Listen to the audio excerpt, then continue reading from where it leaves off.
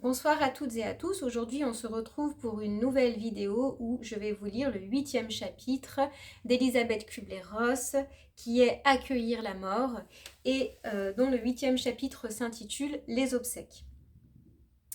De nombreux parents nous demandent de les aider à régler les formalités d'obsèques, surtout quand le décès survient inopinément, laissant la famille plongée dans la stupeur et le déni ou dans la confusion et la colère. De nombreux patients souhaitent que leur corps soit confié à la science ou, au grand désarroi de leurs proches, incinéré. Il est d'une importance capitale que nous, les vivants, les bien portants, fassions connaître nos souhaits en la matière à nos familles ainsi qu'à des notaires, et que nous prenions des dispositions testamentaires avant l'apparition de la maladie et de la mort. Ce faisant, nous permettons à nos proches de nous faire part calmement de leurs idées et de leurs objections sans être nous-mêmes en état de bouleversement émotionnel.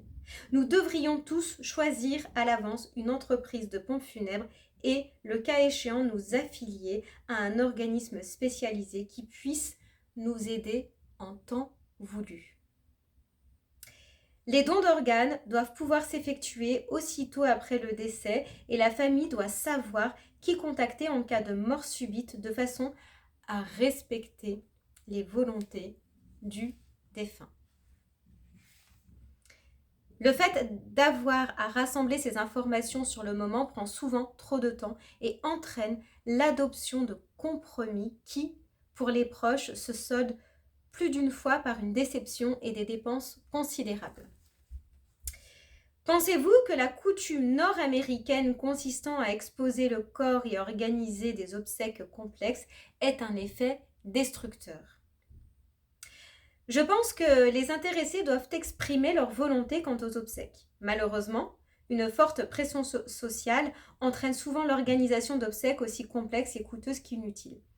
Il nous faut comprendre que ces mesures sont destinées à répondre aux besoins de la famille et des proches, mais pas à ceux du défunt. Personnellement, je crois que l'exposition du corps ne s'impose que si les parents ne se sont pas préparés au décès de la personne, comme dans le cas d'une mort subite et inattendue.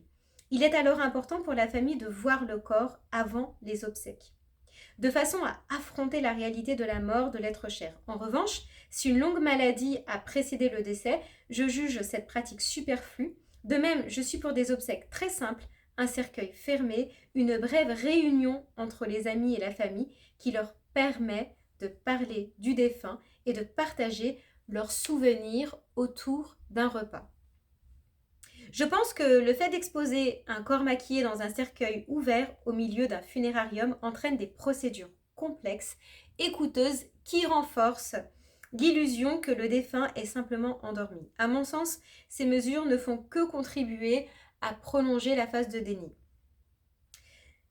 Que pensez-vous des obsèques? Croyez-vous qu'elles entretiennent la douleur ou qu'elles entraînent l'acceptation? Je pense qu'un rituel simple permet d'affronter publiquement et ouvertement la réalité de la mort, de se réunir à nouveau et de partager des souvenirs. En revanche, en raison de son aspect commercial, un rituel complexe et inutile entretient la douleur de la famille et ajoute des dépenses considérables à celles déjà terribles que les proches ont dû assumer pendant la longue maladie du défunt. Je fais partie d'une famille d'ordonnateurs de pompes funèbres. En général, nous sommes proches de nos clients, surtout quand nous nous occupons d'enfants, nous prenons plus de temps pour parler et pour écouter. Quels conseils pourriez-vous nous donner? Les ordonnateurs de pompes funèbres exploitent souvent le sentiment de culpabilité de la famille ou le fait qu'elle n'a pas réglé ses affaires courantes pour vendre leurs produits et réaliser davantage de profits. Cet aspect de l'industrie funéraire me rebute profondément. En revanche, certains professionnels ne pensent pas uniquement en termes commerciaux et se soucient réellement des familles, de ceux dont ils s'occupent. Je trouve triste d'avoir à organiser des obsèques complexes et coûteuses dont le seul but peut être de soulager la culpabilité des proches. Selon moi, si les ordonnateurs de pompes funèbres étaient à l'écoute des besoins des familles, y compris de leurs besoins financiers et de leurs demandes de simplicité, ils seraient d'une aide formidable et jouiraient d'une meilleure réputation. Par ailleurs, les funérariums devraient s'ouvrir aux jeunes, aux associations de croyants et aux lycéens pour que chacun puisse plus facilement considérer la mort comme partie intégrante de la vie. Voilà, c'était un tout petit chapitre concernant les obsèques. Je vous remercie de m'avoir écouté et si vous écoutez cette vidéo avant Noël, je vous souhaite de belles fêtes de fin d'année et un joyeux Noël. Merci à vous, à bientôt.